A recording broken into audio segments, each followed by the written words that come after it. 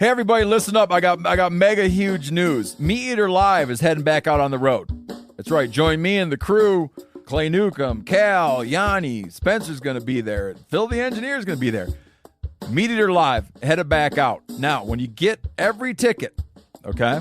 Every ticket you buy, you get a signed copy of our new Meat Eater Outdoor Cookbook. This tour is celebrating the release of the book. Buy a ticket, get a signed copy, Meat Eater Outdoor Cookbook, wild game recipes for the grill, smoker, camp stove, and campfire, which I'll point out is a $38 value.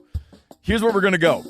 April 23rd, the Mesa Arts Center in Mesa, Arizona. April 24, the Balboa Theater in San Diego. April 25, the Grove in Anaheim, California. April 27, the Crest Theater in Sacramento. April 29, the Union in Salt Lake City. April 30, the Egyptian in Boise. May 1, the Wilma Theater in Missoula. May 2, the Bing Crosby Theater in Spokane, Washington. May 4, Revolution Hall in Portland, Oregon. And May 5, the last day of the tour, Pantages Theater in Tacoma, Washington. For tickets and more information, visit the events page at themeateater.com. Hope to see you at the show.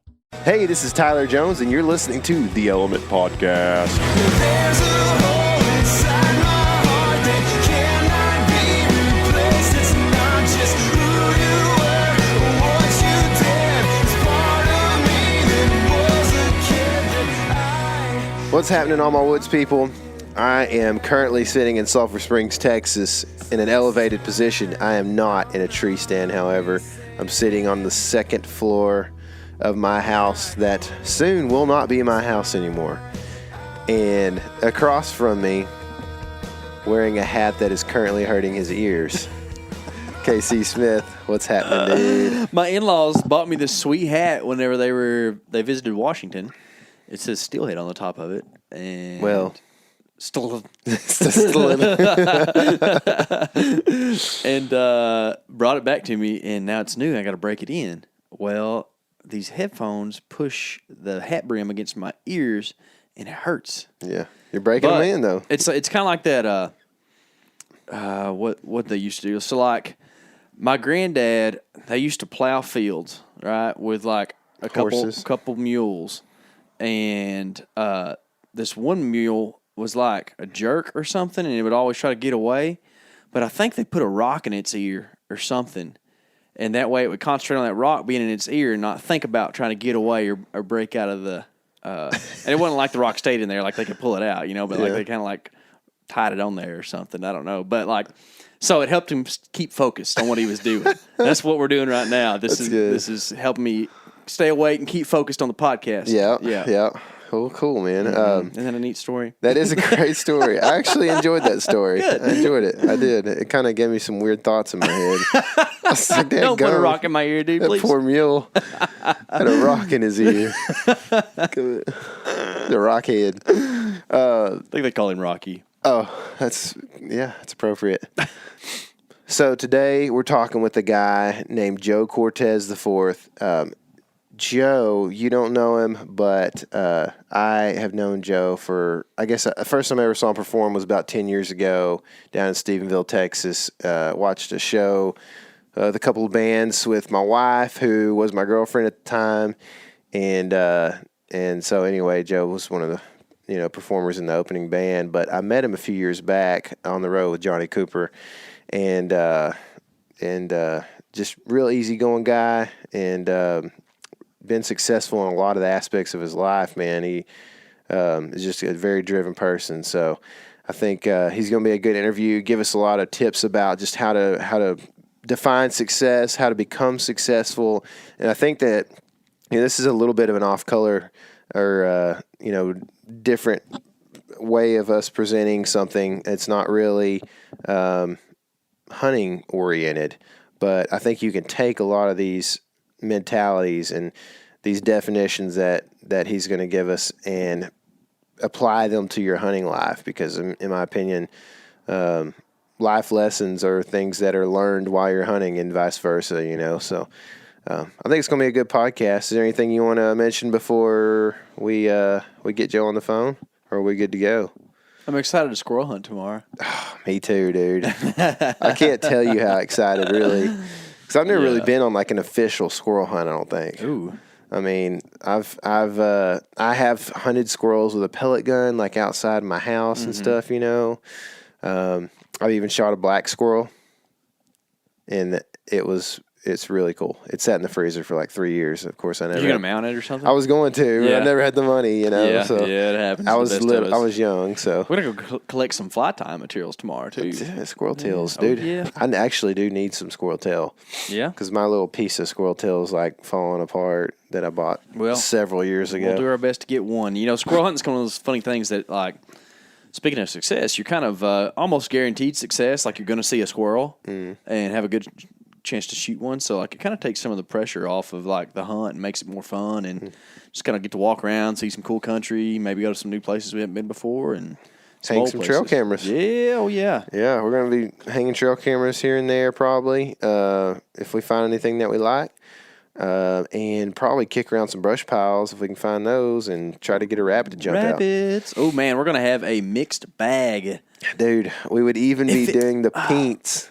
Dang it. If it was still woodcock season. If it was still paint season. Dadgummit. So close. But okay. Oh, while I'm thinking about it, speaking of success, if you want to help us in our success as a podcast and be able to bring these to you more often, then go to iTunes right now and leave us a 5-star review because we really appreciate it. It's great to see, and it also actually helps us. It's not just a morale booster, which it really does help with that, but it also does help us get the word out to more people. And let me just mention real quick, since we're begging, if you have given us an iTunes review, which a lot of you guys have, and thank you for that. If you have done that and you're like, I'm tired of listening to this, then you can go to Facebook and give us a review. So if you do that, that would be great for us. And I think we need to go ahead and get Joe on the phone if you're good with it, man. Let's holler at him. All right, Joe, let's go. On the phone now, we have Joe Cortez IV. He's a former musician turned life coach. And I guess you're the owner of Defining Moments Fitness and Defining Moments Nutrition. Is that correct? That is, man. Cool, How are man. you guys? We're doing good, man. How are you? Doing wonderful. Yeah. So Joe and I go back pretty far, we know several years, and known you a while. Been lucky enough to call you a friend and spend several late nights with you, chilling. So, I guess for the people that don't know, that would include KC. Like, give us a little bit of rundown, like where, maybe kind of, where, I know parts of your story, but where did you kind of find your first pursuit, and then how did that lead you? Take us down your path. How did you get to where you are today? Yeah, man. Well, before I hop on that, I gotta give a shout out to Tyler here because once upon a time when I first met Tyler, he and his crew, the tribe, they caught my attention because they had the baddest to the bone skinny jeans, like every color available, no line, and the American Fly skinny jeans. I gotta give a shout because I wasn't a skinny jean kind of guy, and now that's all I rock. So props to you guys for like starting to make a turn to my life. Oh, thanks, man. That's good to know. Real deal, man.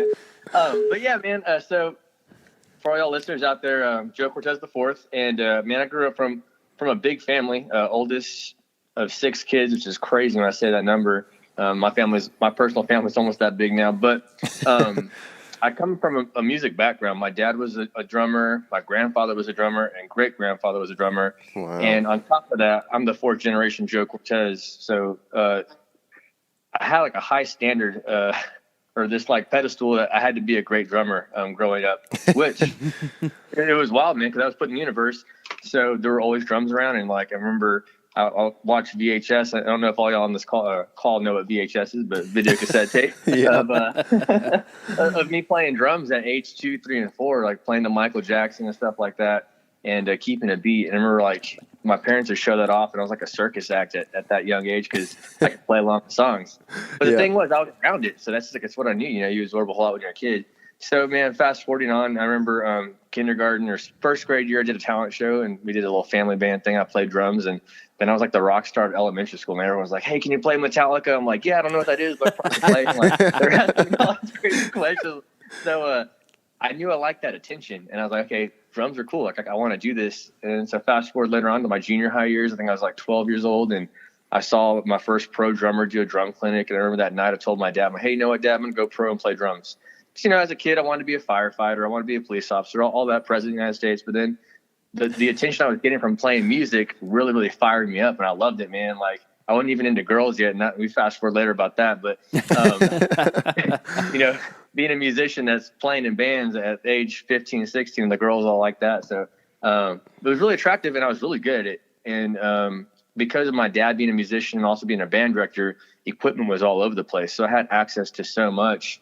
And I laugh at, today's communication, because I remember growing up, my mom would take me to public library and we'd rent video cassette tapes and books on like drums and stuff. And now it's so incredible because with, this technology, you can just YouTube anything and learn how to do whatever you want to do, man. Yeah. But growing up, I had to search for it. I was so hungry for it that I immersed myself in drums. And man, by age 16, I was playing gigs with my dad in bars and in restaurants and stuff like that, earning great income at 16 years old. Wow. I'll tell you what was cool about that is, like, I was in high school band, and the band director was always like, hey, you got to do this, this, this, and this. And it really kind of messed up my head a little bit. It was like, okay, you're telling me to do all this stuff, but here I am. I'm already a pro drummer. I'm making $500 every weekend playing drums, and you're telling me I got to like learn how to read music. I'm like, whatever.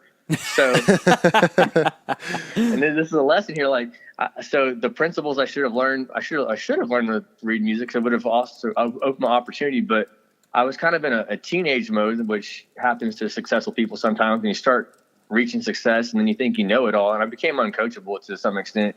But fast forward, graduated high school. I wanted to go to UNC really bad, and I didn't. I got accepted into the school, which I didn't have the greatest SAT scores, but they accepted me, which was really awesome. But then I went from a music audition to get in the School of Music, and I got discarded. I believe it's Ed Sos, the head professor at the time up there of the School of Music and Percussion. And I did my audition. I nailed the drum set part. I did pretty good in the snare drum part. Then timpani and mallets, I just completely blew. And then he was like, hey, here's a piece of sheet music. Play this. So I was like, well, I need a few minutes to learn this. He's like, son, you're at university. You know, sight read. I was like, well, I don't know how. He's like, well, you need to learn this and then come back to our university. And then, man, like that crushed my dreams. And I actually gave up on music for almost a whole year. So fast forward past that year, I did a little bit of everything. I went to UT San Antonio to study electrical engineering, which I learned I didn't like math that much. I'm a drummer. I can count to 4, I got that going. There you go. So yeah, man, like I got into EE and did my basics and didn't love that. But meanwhile, I got a phone call from somebody's from my very first regional band called Full Throttle. And they said they recorded an album in their bedroom. Like, hey, you want to come jam with us? And anyways, man, that took off into the whole Texas music regional scene, which that's where I got to meet Tyler. And for 10 years, I got to tour on tour buses and white vans and play, hundreds of venues in the southern central states of America, which is incredible, man. I was playing 200 shows a year for 10 years of my life. And man, that was phenomenal. And that's truly where I met Tyler. Fast forward, I had a son, my oldest son, Atticus, and then that whole lifestyle changed. And really, like, that's kind of was the defining moment, that the pinnacle point where I changed my life from success in music to becoming an entrepreneur, life coach. But yeah, I mean, that was the cliff notes of my musical journey, which truly opened up the opportunity to getting me to do what I get to do now. So, man, that's good story, man, for sure. So now you're doing this life coach, you're doing defining moments. How'd you come up with the name, and what do you do exactly? Yeah, man. So Defining Moments actually was a name created for my wife. We also own a dance studio with about 150 students from age 2 and up. And my wife had created that name because she was a banker, and she did that full time. And, the crazy story how I met my wife, my wife's dance mentor, was the mom of the last band, the lead singer from the band I used to play with. His name was Johnny Cooper, and Cindy Salant, his mom, was my wife Paula's mentor. But during that mentorship, she was my wife was a banker at Wells Fargo, and she had a dream of doing dance. She'd done dance her whole life. And her and Cindy were talking one night and trying to come up with the name, which I think is always the hardest part with the company. A lot of times coming up with the company name is, something that's going to represent you and stick for a long time. And she's like, hey, this is a defining moment of your life. And that was it. So whenever I decided to retire from the road, I was like, man, like, this is a big defining moment. I was like, I'm going to use your name. Let's just brand this whole entire thing, our whole family, Defining Moments. So we currently have Defining Moments Dance, Defining Moments Nutrition, and Defining Moments Fitness. So dance, life coaching, kind of a shake bar type thing we got going on with all kinds of services, and then a 24-hour gym. So wow, that's cool. About, and then is that out in Wichita Falls? Yeah, we're actually outside Wichita Falls in a town called Iowa Park. Okay. We got about 6,500 people here. But I mean, we're 10 minutes from Wichita Falls. Yeah. Pretty close. Yeah. Cool, man. And did you grow up out there? I did not, man. I grew Okay. up down in the 210 in San Antonio, Texas. Yeah. My And then stomping grounds. okay, and then so what made you move out there? Well, I got the call from Johnny Cooper. I guess it was about halfway through my music career. I was playing with a guy named Blue Evanson, and I was just burnt out. It wasn't the music I was passionate about. And I remember I played a big show at it was a Texas Mardi Gras show. And I had a couple of drinks, and I heard Johnny Cooper and his crew playing. They're playing like Justin Timberlake style stuff in Texas music. I was like, what is this? This is crazy sick. So I was like, man, I'm going to go tell this guy I'm going to join his band within the next year. So sure enough, I went to his merch table, and Johnny and his mom are there. I'm like, Mrs. Cooper, watch this. Next time you're playing drums with your son. She's like, okay, who are you? I was like, I'm Joe Cortez. And then, anyways, the rest of man, within a year, Johnny called me up. It's pretty wild. Yeah. I met Johnny. I commuted from San Marcos. I was living in San Marcos. I commuted from San Marcos to Wichita Falls for about 6 months, and then decided to make the move. You know, I got tired of driving 6 hours a week on top of touring. Oh yeah, yeah. Yeah. That's kind of what I was getting at. I didn't know if you ended up there because of Johnny. So Yeah, man. cool, I dude. love it. Yeah, I guess. I mean, how hard was it for you to leave Johnny and kind of retire from the road? You know. Man, it was tough, but it was, you know, I believe everything happens at the right time if you're really paying attention. I mean, I'm a huge believer in Christ, and I truly believe that when you ask for something, it's always given to you, but you got to have your eyes open. And at that moment, man, I was burnt out from the road of not seeing my son growing up. Not only that, but you know, in the music industry, there's a lot of negativity of just alcohol abuse, substance abuse, promiscuous things going on. I was just tired of that lifestyle. I've done that for 10 years. The Bachelor was great, but that was no way to be a great dad, I felt, in my circumstances. So, man, I prayed for it, and, you know, I hit kind of rock bottom at a certain point and asked to be able to get out, and everything just really happened in the right time. It was crazy. So Yeah. It was definitely not hard. And, you know, I think anytime you transition out of, in the music world from band to band, it's kind of like breaking up with a girlfriend or a boyfriend. You know, it's a relationship that you build with multiple people in that organization. So it's always hard saying goodbyes. And it wasn't easy, but it was a necessary thing that definitely changed my entire life. Yeah, man, I struggled hard when we decided to get off the road as well. You know, like I mean, truly, I went into a little bit of depression there for a few days, especially. You know, just didn't really want to talk to anybody. You know, it's kind of man. It's a weird thing because you know, like I know you'll understand this, and maybe not many people will, but you know, when you are involved in music to the point that you love it so much that you want to hone your craft and be better at it, you know, it becomes like a serious part of you and who you are, and you just enjoy it so much. The better you get, the more you enjoy it, kind of thing. And you just, you know, once you get that far into it and you've invested that much time and effort and you love it that much, it's hard to go, well, I'm going to go from playing, you know, 100, 200 shows a year or whatever, to basically maybe not even playing this year, you know, or whatever. It's tough. Most definitely, man. And kind of to add to what you said there, man, that's one thing, you know, I think with music, it's something that you're never perfect at. There's always something, like we were talking to success a little earlier before we started the call, man, but like you can always improve somewhere, and you learn and you find yourself something new and you reinvent yourself over and over. But man, it takes so much immersion of doing that to hone your craft and really just become great. And a lot of people in the music world always ask me, man, how do you get good at this? I'm like, man, I just do it over and over and over because I love it. It's just like I was obsessed. I truly was obsessed with drums. I remember I had some of my older friends and mentors in the music were like, man, like, you know, you're so great at what you do, but also make sure you enjoy all areas of life. I didn't get that until now. You know, I was so obsessed with drums that's all I cared about. And then truly when I had my son Atticus, everything changed because it made me become a lot more selfless.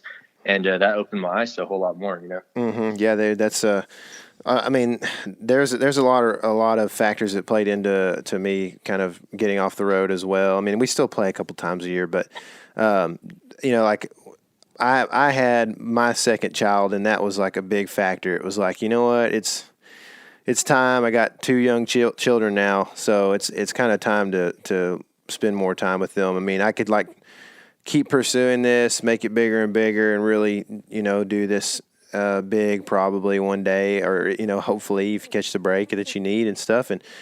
But the deeper you get into it, the harder it is to kind of get off the road. Like the guys that like are making quite a bit of money at it now that like they can't do anything else. They're kind of just pigeonholed into what they do, even though they spend sometimes 30 days away from their kids at a time, Most definitely, man. So, yeah, man. So like in the health industry I'm in now, I work with one of the biggest nutrition companies in the world, which is a huge blessing.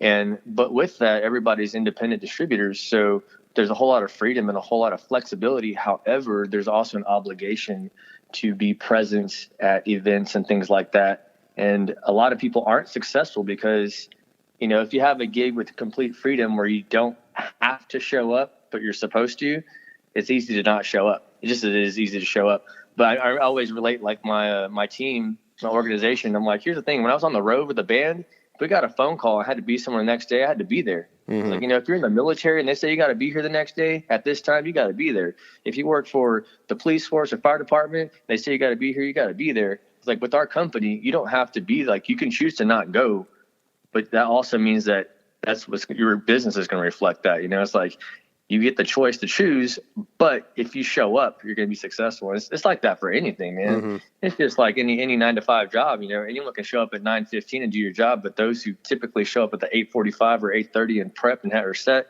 man, it's a whole different level of success. Right? Yeah, for sure, man. But yeah, man, like the road thing is tough, man. It's demanding, but that's why there's such a small percentage that are successful with it, and such a small percentage that make that kind of money, Mm-hmm. That's right, man. For every gain is a sacrifice. Yeah. Yes, exactly. And so, with that, I guess I don't know exactly how to ask this, but with what you do now, it seems like you have a lot of joy in life. I keep tabs on you pretty heavily on Facebook and stuff. I'm a creeper, but it seems like you have a lot of joy in what you do. But, maybe, is that something that is as fun as drums was to you? And if not, how are you keeping that joy and maintaining that day in and day out? Man, I get asked this question all the time, like, because my Facebook, for example, I had a following of 5,000 people, which that's kind of the max out number for a personal account. And, a lot of friends and family and fans I met over the years from the music industry of traveling all over the world. And everyone always asks me, man, don't you miss playing drums? Like, you're doing this and that's great, but don't you miss playing drums? And honestly, I don't, man. I got to do what I got to do at such a great level with such amazing people. And I got to bow out at the right time, like when I wanted to. But now, it's just as anything. Take hunting or take mountain biking or take doing a sport or whatever your hobby is. Like, it's fun to do that, but you have other obligations in life.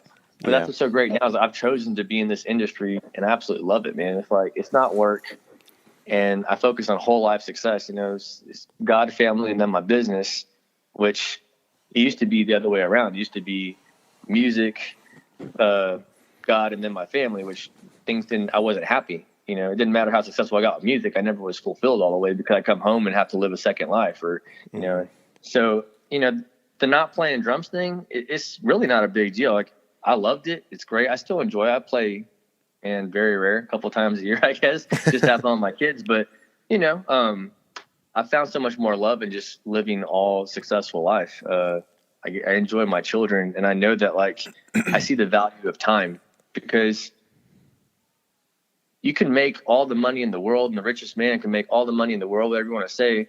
But with all that money, you can't buy back the time or the memories that are in the moment, Mm-hmm. So that's one thing I really value. And, my kids, you have 2 kids, so you see how quick they grow up. You can't rewind that, man. Mm-hmm. It's just, you got to enjoy every moment.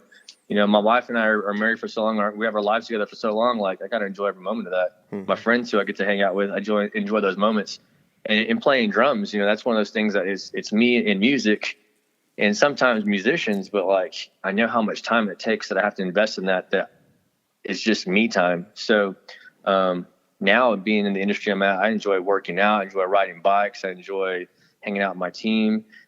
drums just is no longer a priority. You know, it's crazy to think that I did it for so long, but it's just not. You know, I enjoy everything, but I also make the most of everything. I'm all in when I'm doing everything instead of being one thing I'm gonna put out. So Yeah. all right, long answer, but hopefully that kind of covered that. Long good. answers are good answers, man. We run a podcast, so the more we talk about All it. right. Yeah. So I've got a question for you on this deal. You know, your business is called Defining Moments. You're talking about success, you know, over a long time period, and I kind of see those as two different things. So there's two different types of success. Well, I'm going to say, like, for this intent and purpose, okay? There's success on a timeline. Like, say you start a business, you put a lot of work into it, you kind of have obstacles you overcome to eventually build that business into something that you want it to be, and that's a successful business, right? There's also this little moment, like, and you'll probably get this from the musician standpoint, and for me, it's like reflecting back on athletic stuff, and then now as an outdoorsman and other facets of my life. Like, for instance, you run a 100-meter dash, okay, and like that's the moment, and it requires like focused amounts of energy to produce success, like in one specific time. Or like, say, let's apply it to like a hunting scenario. I draw my bow back to harvest an animal, right? Like that is like one very small defining moment that really my success pivots on, right? But it's very different than like that sustained, like working towards a goal success. Do you think that there are, I guess, different personal qualities that are required to have each of those, or can the same person be good at both? Man, anybody can be great at anything they want to be great at. You know, it's whatever you think in your head, that's what you are, man. It's, you know, the outside is the physical manifestation of what goes on inside the brain. So, you know, and being a life coach, that's one thing that I focus on. My major demographic is weight loss. You know, weight loss is the leading terrorism in America and all over the world, unfortunately. So, you know, a lot of it is people think they can't lose weight. And I'm like, well, if you think you can't lose weight, you're not going to lose weight. Why don't you just flip one word and say, think you can? And it's all a mindset. I mean, anybody, you know, most people without disabilities can run a 100-meter dash and improve on that over and over. Most people that, you know, study the art of hunting can hunt whatever their desire is as they grow through that education process, which, man, that's something I don't do. And I actually have a bunch of hunters that come in my nutrition club. But, you know, it's all success can be measured in so many different ways, but it's all from the mind's eye of who's looking at it, you know? Sure. Yeah. And it's all a mindset. And to me, the opposite of success isn't failing. The opposite of success is giving up.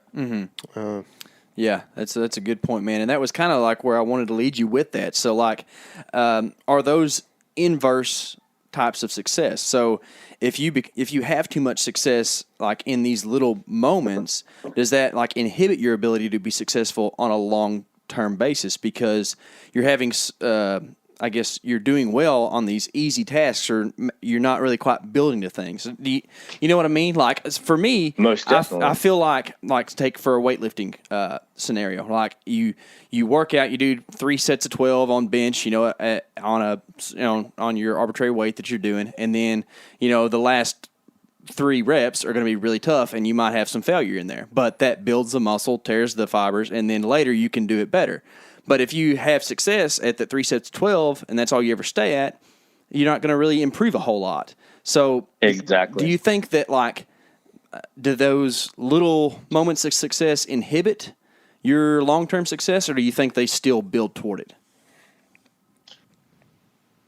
Once again, it's all on the mindset, because here's the thing, like you have to be successful. I mean, small victories lead to large victories.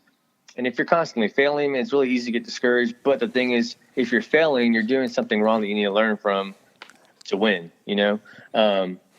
But I think most people, kind of the way I explain it is if you're not growing, you're dying. So therefore, if you're winning all the time, you need to figure out something more challenging. If that's your thing, if you want to grow and get better, you know, it's kind of like I remember growing up, man. We had the Nintendo system, and I used to slay my little brother at like all the games. But then like I was like, yeah, I'm the champ. But then I go play dad, and he would slay me. I was like, I don't want to play dad. I always lose. But here's the reality: if I would have played my dad more, I would have gotten better. You know what I'm saying? Yeah. Like, if you play a sport against someone that you slay all the time, like you're not going to get better. They're going to get better. Mm-hmm. It's the challenge is necessary to grow. And I think that's where a lot of people, especially in the entrepreneur world, give up, is because like they do really, really good, like you're saying, and then all of a sudden that hard part comes, the test, and they fail it, and like, oh, I can't do it, instead of figuring out how to pass the test. Yeah. You know? Yeah, for sure, man. I mean, but yeah, you got to have the wins. Yeah. And then kind of going back to my music world, man, like I had all those wins of being successful so young in music, and then when I got to college for that audition, man, I failed because like I had it handed to me, and I got in teenager mode of like I knew it all and was uncoachable and didn't grow where I should have grown. So then when I got to a higher level of university level, they're like, dude, go home, go back to high school and learn. Go be coachable and learn the principles necessary for this next level. Mm-hmm. Yeah, But and you mentioned you mentioned the small victories, and I had a coach in college that used to talk about small wins all the time, and a lot of times that was more of like a phrase for practice than it was in the game. We heard it all the time in practice. And so I think you're obviously spot on, that it takes you have to have the right mentality. But so you got to be careful with the small wins, but at the same time, you have to understand that small wins are coming because of the work that you're putting in. And if that work ceases, then the small wins will do the same. And so will the large wins because of the small wins disappearing. Most definitely, man. I always like to explain, like, if you get 1% better at the end of the year, you're 365% better. 1% better every day would make you 365% better at the end of the year. That's a great point. That's huge. It really is. For sure. And that's kind of like, when I talk about entrepreneurship and success in my business, that's really, man, how I've grown so fast. I remember being in the music studio. I used to record a lot of projects for numerous artists playing drums, and I'd hear the whole song, songs I'd never heard. And here's the thing, in the music studio, the producer and artist wants you to come in, cut the song the best way possible as fast as you can to save them money, because time is money, and like studio time is expensive for those of us who've done music world. Tyler, you understand that? Yeah. So they call me because I could hear the song one time, get the format of the song, map it out real quick, play it. But here's the thing. I knew what the song was supposed to sound like, but then I did reverse psychology, or I reversed the whole deal of it. And I was like, okay, where is, first off, what's the point? Like, what's my job? What am I supposed to make sound good? Where is each section? Let me figure out how each section works and piece it together piece by piece by piece. Instead of trying to do the whole entire song, I was like, okay, this song is broken up in 8 parts. Let me just win 8 different games. And it was so fast that way. Instead of trying to do a whole entire 3.5 minute song, I was just like, hey, 8 sections. Here we go. Let's knock it out. And it was 8 small victories, and it won the whole thing. And I took that formula and doing music over and over and over, man. Like, it became second nature and really simple. And I got tons of calls for studio work just by doing that. But the same thing, like what I do now, in my company, there's different levels in our marketing plan. I'm currently in the top 7%. But what I did was I was like, okay, to get to that level, how many lives do I have to impact and change? And how do I break that down over a time frame? Like, I wanted to be at this level in 3 years. It took me 4 years, which is no problem. Life happened. But I broke it down piece by piece, just like how I did with music. I'm like, okay, if I want to get this, I got to impact this many lives. I want to get this, we got to duplicate this and double this and double this. And I mean, that's all it is, And that makes it a lot more easier to digest and hit. Because, for example, in my business right now, we're serving over $250,000 in sales with our nutrition products. And, it's a big number, right? But when you break it down over a 3-year process, it's a much smaller numbers month to month to month. And that's what we've done, Now we're working top 1%, and it's the same thing. We're just broken it down, So, this is bringing I guess a flashback to me a little bit. I remember, I think it was a couple years back, probably based off a Facebook post or something that I made. You contacted me, and we talked a little bit about this same thing, about like the details, and like basically how to, I guess, set goals, how to have the small wins, how to set up your small wins so that they lead you to the end goal.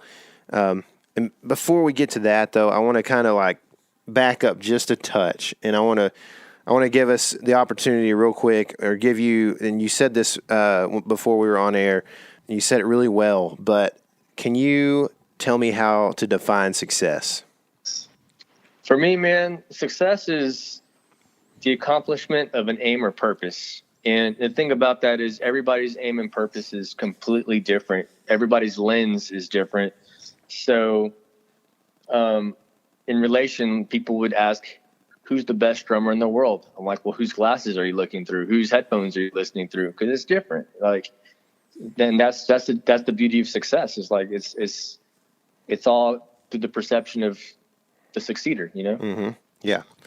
So to the listener, I guess that would be whatever you deem successful. So when you I guess you define the success that you would like to have, kind of go back onto what we were just talking about and what you were saying.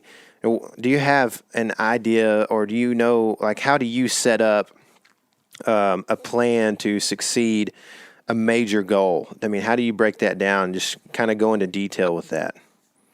Yeah, man. Goal setting is something I've studied a whole lot, and I give a lot of credit to a guy, one of my mentors, kind of a virtual mentor. Thank God for the internet. We get to have access to so many things, but a guy by the name of Jim Rohn, who I follow.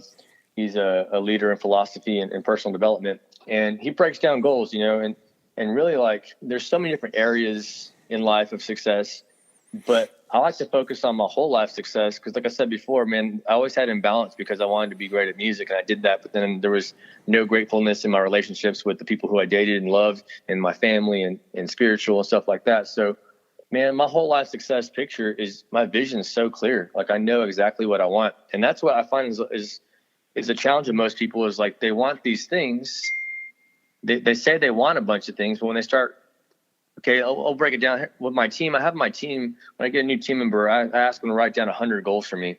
And it's funny because here we are in America with so much advertisement everywhere you look, and everyone's like, man, I want this, I want this, I want this, I want that. That's awesome. I want this.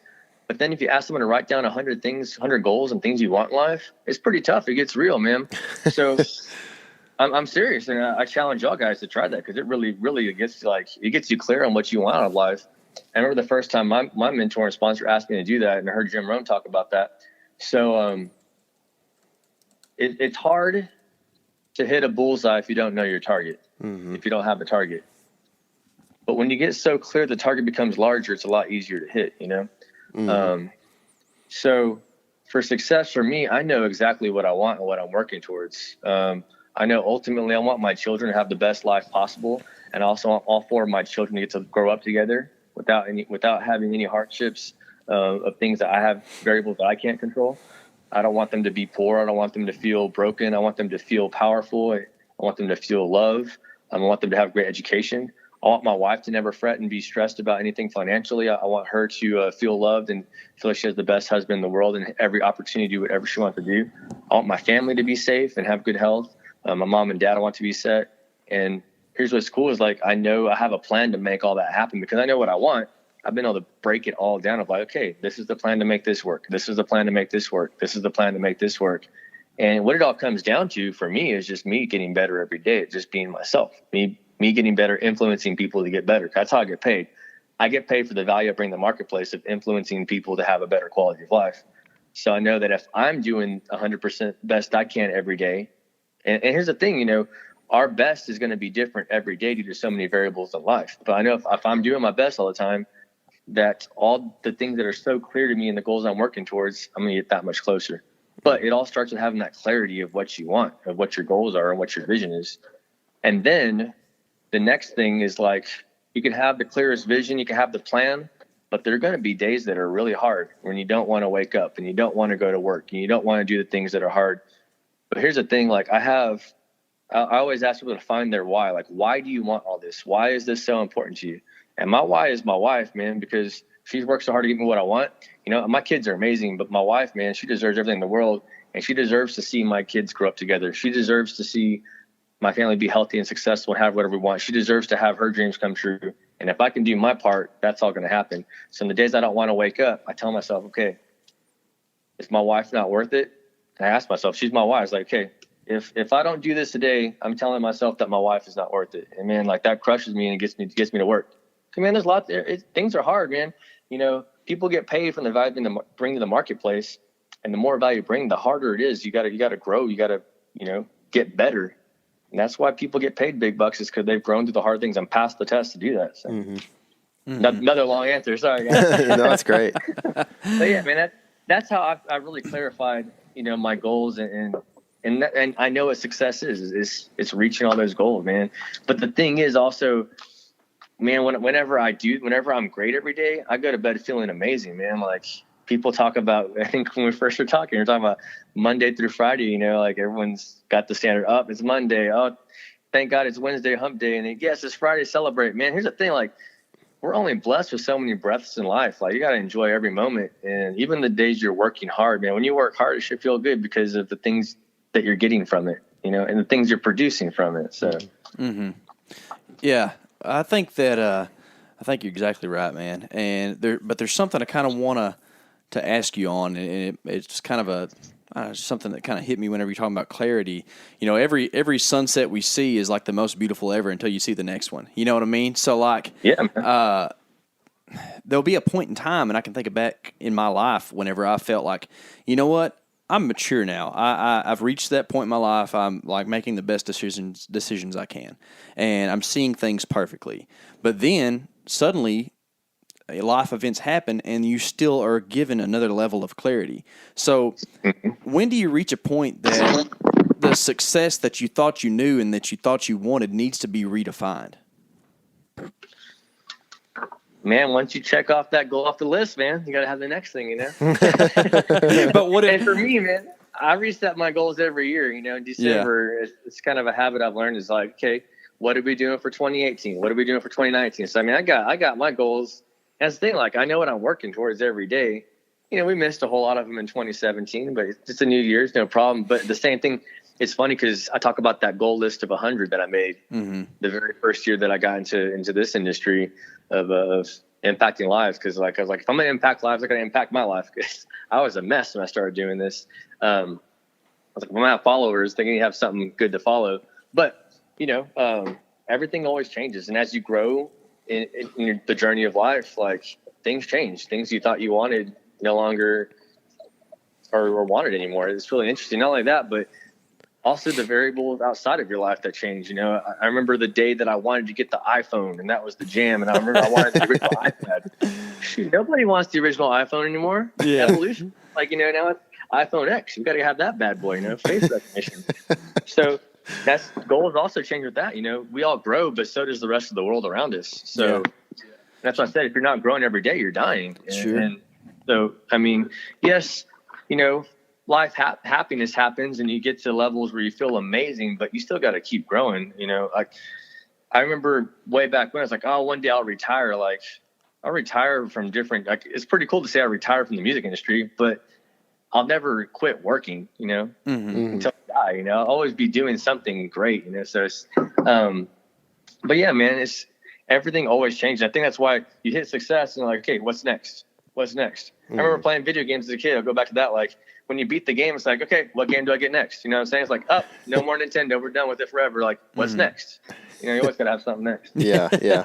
Do you feel like, though, like with the what's next mindset, like, do you ever ask yourself, what did I miss instead? So, like, let me give you an example. Like, oftentimes, like, people that live in our world, the outdoor world, like, you get so focused on this goal of whether it's like I want to kill a big buck or like I really want to go on this awesome hunt way, in Alaska or whatever, when like really what you missed or what maybe you should have been concentrating on is like, man, I really love getting out in the outdoors where it's quiet and peaceful and I don't have to look at my phone. I don't have to answer emails. I don't have to hear airplanes. Well, you probably have to hear airplanes. They're kind of everywhere, but you get what I'm saying though? Like sometimes it's not just about what's next, but sometimes it's about what do you miss or like how were your goals actually not what you were meant to achieve by that. You know what I'm saying? So how do you refocus yourself whenever you maybe like your goal you realize it wasn't what you really needed, but God put something else in your life that you did need?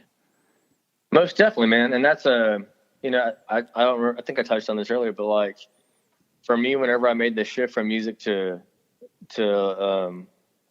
health industry, I was listening. I asked for something new and I was listening and it was there. And a lot of times we're so in the moment of, I want this, what's next, that we're not listening.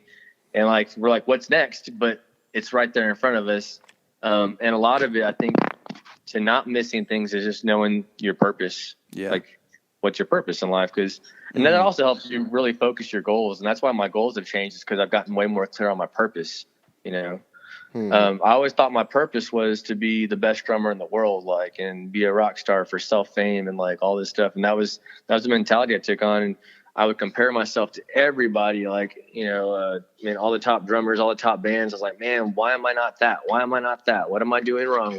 What's this? Why am I, I'm working my tail off. Why isn't this happening?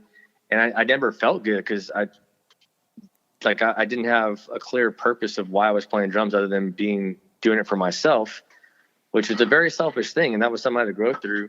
I know my purpose. And as a matter of fact, I write it in my office over and over, and I just fresh all the time. But like, for example, when I write my purpose, it gets me really clear on my goals and it makes me adjust my goals. Because here's the thing, like, your goals are kind of in your work ethic. You're kind of like sales. The wind is always going to change. You always got to adjust your sails a little bit to make sure you're going the right direction. But when you know exactly where you're going, your purpose and destination, you can adjust it. So, I mean, kind of like you're talking about the hunting thing, like, oh, I want to do this thing in Alaska, and you miss stuff. We can't capture it. We can't see everything. But when you know your purpose and like where you're going, it doesn't matter because you're going for what you wanted. And there's going to be a lot of stuff in the journey. But that's what's so great about the life experience is, like, when you know what you want to do, you're going to capture all the stuff you're meant to capture. And we're going to miss a lot of things. Like, I got off the road to be with my kids, and I still sacrifice things where I don't get to see things in my kids, but I know that it's creating a better life for my kids I can enjoy with them. But it's just part of it. And kind of to the purpose thing, like my purpose, it's become way greater than me just being the best drummer in the world. So for me, like, my purpose is to add as much value to the world by being an inspiration of what's possible when you serve and impact people. Because for me, like, I was put on this planet not to be the best drummer. I was put on this planet to serve people and make people feel great about themselves and pull greatness out of people. And man, it's so rewarding. Like, I get paid crazy money, and I can't even say the number, but like the bigger reward is the life-changing experiences when people come and give me hugs and say, hey, thank you. You really inspired me and changed my life. Or thank you. Like, I can now fit in this and my husband looks differently at me. Or thank you. Like, I had a heart attack and now I'm going to get to live X more years. Thank you. My doctor said I need to lose 100 pounds, and I did. And now I'll live past 25. Things like that, man. Like, it's impact just because I took the time to get better and serve people, Yeah. And that's my purpose. So I know I didn't miss anything because I'm doing what I'm supposed to be doing, Yeah, Cool. for sure. Man, so like, I can tell that you're just about as driven as dudes get, and it's awesome, just talking to someone who's as inspired as you are. And it seems like people who I talk to who are successful, are goal-driven and achieve things often, they always have, like, I don't know, I guess maybe you'd call it some type of mantra or a daily ritual or something that they do that helps them, or that at least they can, advise other people to do. Do you have something that, like, say a person wanted to position themselves to become more successful, is there something small they can do every day that would kind of get them headed in the right direction? Man, so yes, most definitely. And it's kind of funny because I call it personal development. Some people call it, it's all kind of taken. I call it personal development. It's what she's my team. Every day when I wake up, we all have habits. We wake up and do our certain habits. But man, like, I wake up and I go hit the gym, eat, hit the gym, take a shower. But like, in that whole process, I spend an hour of my time growing my mind, because like I said earlier, the outside is the physical manifestation of what goes inside the head. So we're never going to grow our success past what's inside our head. So for me, I know that I got to have my mindset right and constantly be growing in all areas of life. So I listen to things that are going to grow me spiritually. I listen to things that are going to grow my mind in finances, things that grow my mind in like educating people, things about nutrition. But we got to be growing our minds. Because here's the thing, if you're not growing, you're dying. And I think I've said this numerous times. But in order to change your life, you got to change your mindset. So every morning, man, like you can start, man, like I said, we got this crazy technology with the World Wide Web where you type in Google or whatever your web browser search engine is, you can type in motivational speech or video and a billion things will come up. And man, like I've made a habit of finding mentors online who I listen to 30 minutes to an hour every day just to grow my mind. And the other thing is like, it's all positive stuff. So if you're putting positive in your head, positive is going to come out. You're putting successful principles and ideas in your head, successful principles and ideas are going to come out of you. Yeah. So that's been the biggest thing that's really been a pivotal point of my life change over the last 4 years. And like a lot of people people ask who I listen to. I listen to guys like Jim Rohn, Anthony Robbins, T.D. Jakes. I listen to Joel Osteen. I listen to, man, like the list goes on and on forever. But man, just a bunch of successful people with driven mindsets. Grant Cardone, John Maxwell, man, like, it goes on forever. And the cool thing is, I'll never forget this. This is crazy. And back before I got in this industry, there's a guy named Josh Weathers, musician. I think you know who he is, Tyler. Yep. But Josh was in another nutrition company, and he was in the top percent too. I was like, hey, dude, how did you become successful in this deal? He's like, man, if you want to be successful, Google a guy named Zig Ziglar. And I Googled him, and I listened to Zig, and man, that changed my life. And that's what kind of got me hooked on it. It's crazy. But Zig's also a philosopher and personal development type person. But that's the thing, you got to grow your mind if you want to grow anything else in your life. Mm-hmm. That's cool, man. So I guess I got a couple more for you, but one thing I don't know if you have personal experience with this or not, but maybe you can speak to it. What happens when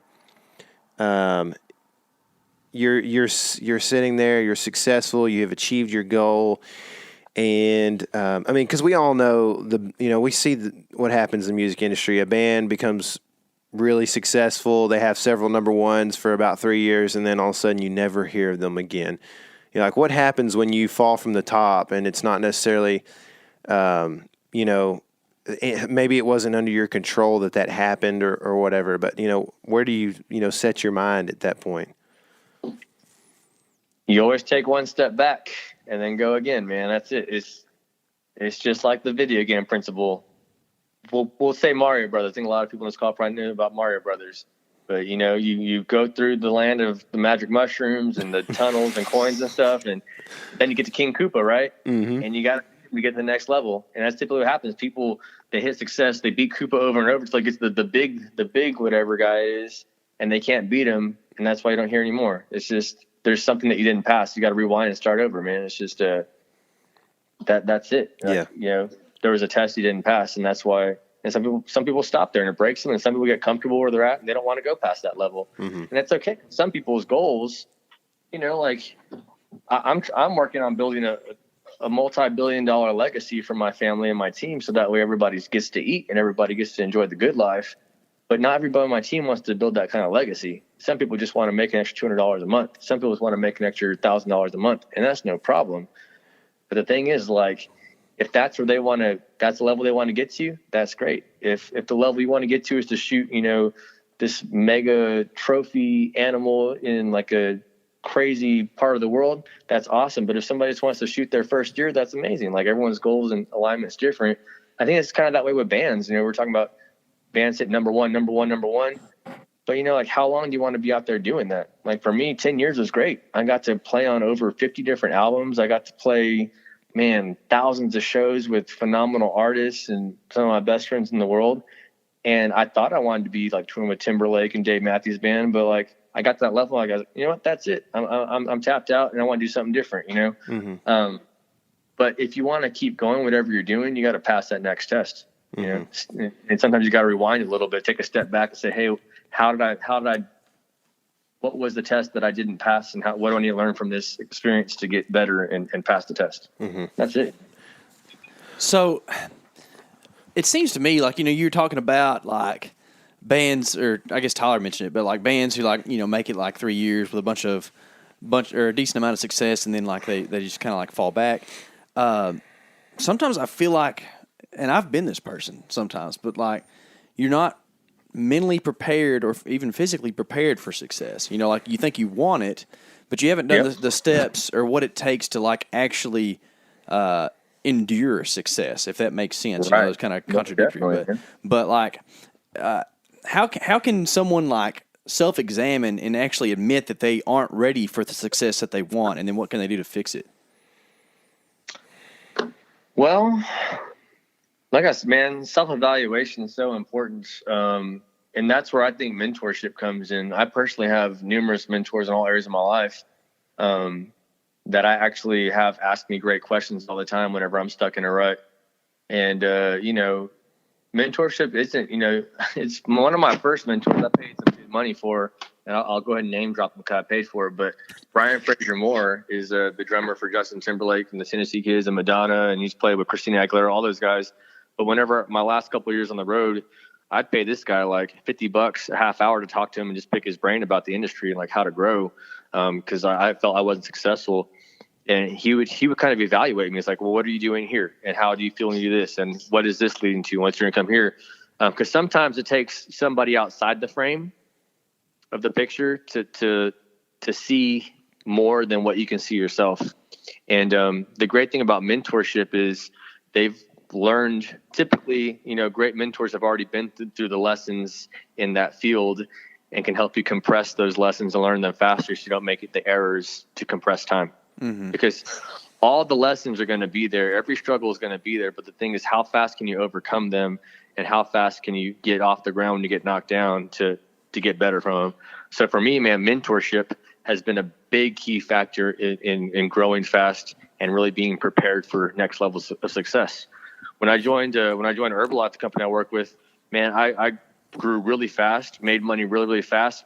But I didn't grow my mind that fast, and I couldn't manage it, and it all kind of like, you know, it collapsed, and I had to rebuild it a couple of times to get it back to where it's at now. Now it's sustainable and healthy because I've grown through those lessons and the hardships.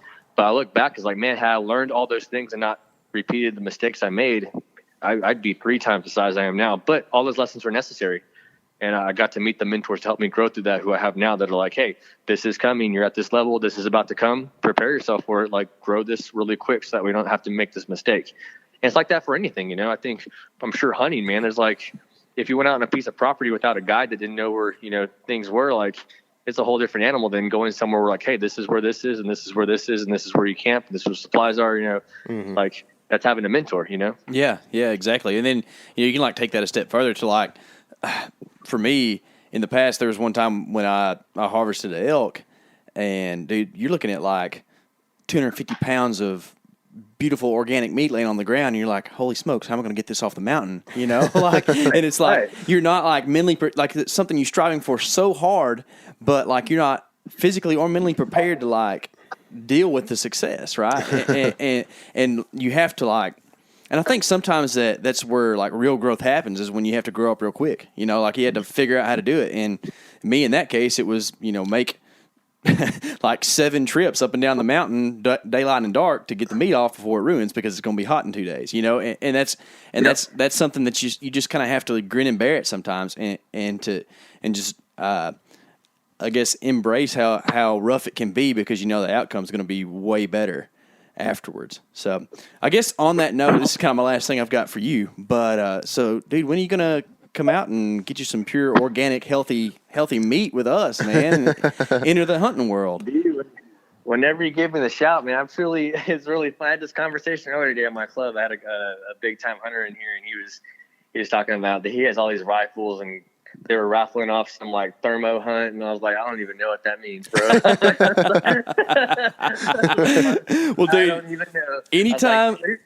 Anytime you're east of the Metroplex, just give us a shout. We will we'll go out and get us some wild pigs or something. We won't be too extravagant, and me and Tyler don't have near as fancy or expensive toys as that, but we can get you some good freezer meat that you know. No, man. Way and up I would absolutely love to. And here's the thing, like growing up, I was never around that. Like, I grew up in the outside of San Antonio in Pipe Creek, Texas, in between San Antonio and Bandera.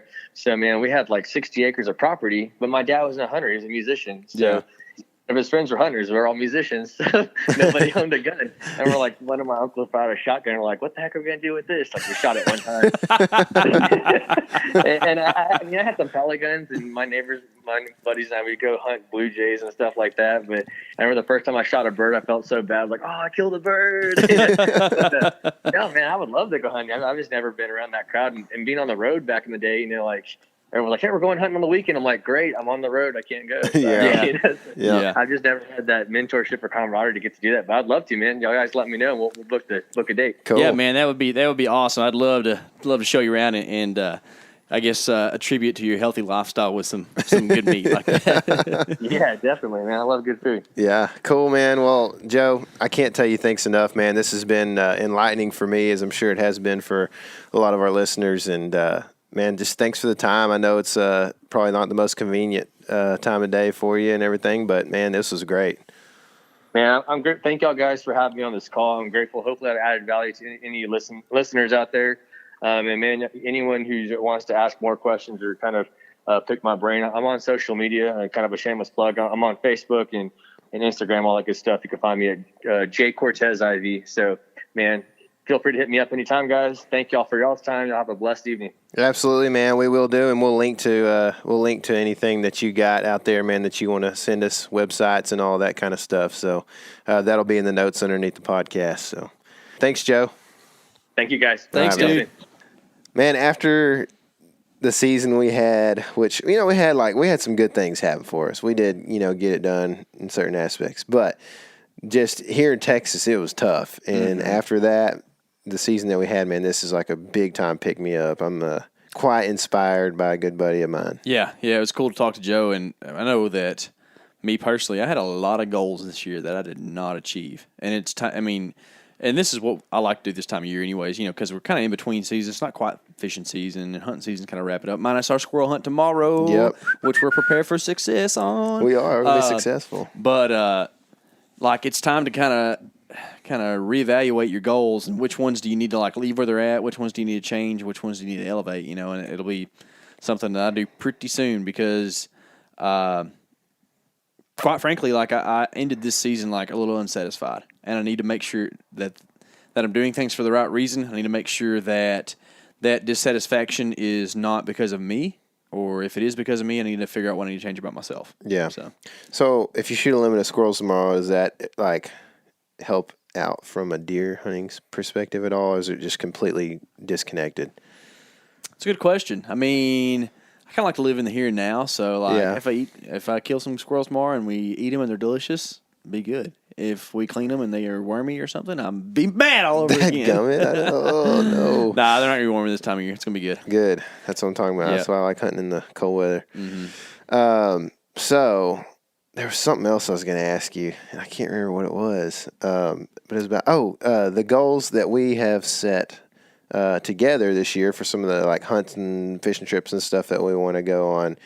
I don't know, just talking to Joe and listening to some of the things he has to say about it, I'm kind of we have these goals that we've already set. So it's not that we necessarily learn anything new about setting things, and maybe I definitely have learned some things about the details, within those goals and setting those up in order to get the small wins and be successful.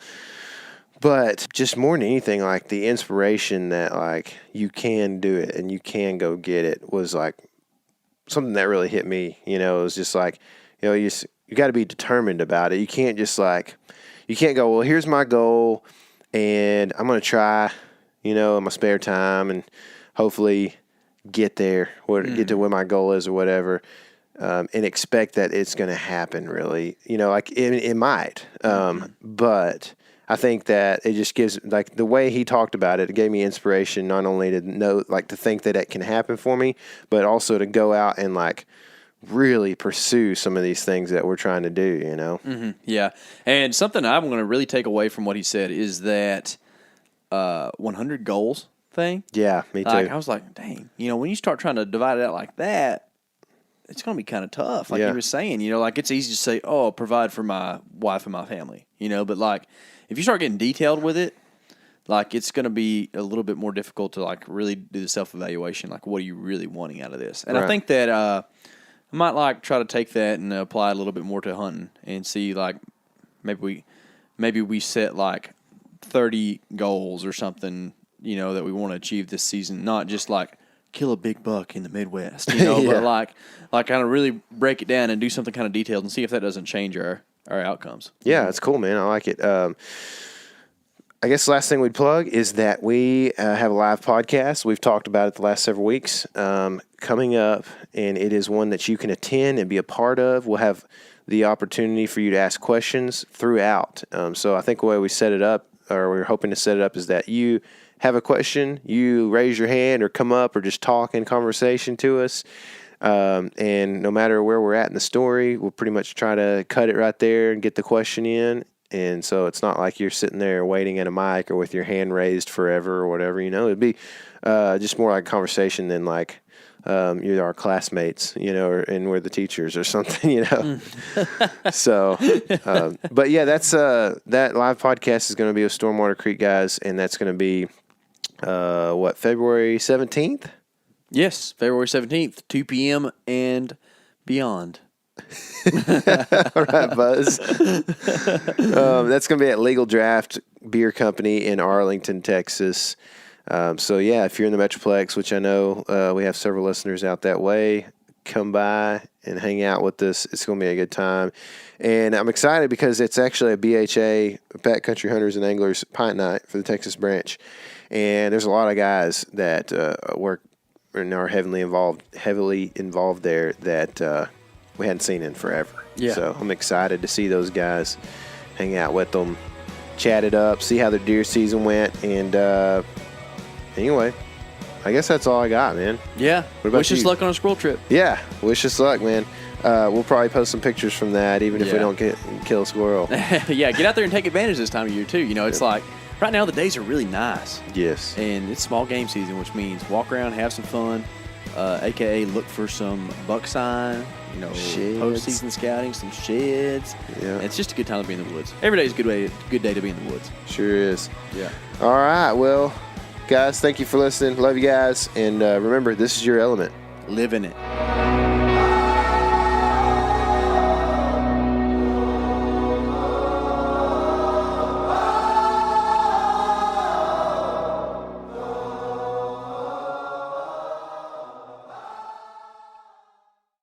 Hey everybody, listen up. I got mega huge news. Meat Eater Live is heading back out on the road. That's right. Join me and the crew. Clay Newcomb, Cal, Yanni, Spencer's going to be there. Phil the engineer's going to be there. Meat Eater Live headed back out. Now, when you get every ticket, okay? Every ticket you buy, you get a signed copy of our new Meat Eater Outdoor Cookbook. This tour is celebrating the release of the book. Buy a ticket, get a signed copy, Meat Eater Outdoor Cookbook, wild game recipes for the grill, smoker, camp stove, and campfire, which I'll point out is a $38 value. Here's where we're going to go. April 23rd, the Mesa Art Center in Mesa, Arizona. April 24th, the Balboa Theater in San Diego. April 25, the Grove in Anaheim, California. April 27, the Crest Theater in Sacramento. April 29, the Union in Salt Lake City. April 30, the Egyptian in Boise. May 1, the Wilma Theater in Missoula. May 2, the Bing Crosby Theater in Spokane, Washington. May 4, Revolution Hall in Portland, Oregon. And May 5, the last day of the tour, Pantages Theater in Tacoma, Washington. For tickets and more information, visit the events page at themeateater.com. Hope to see you at the show.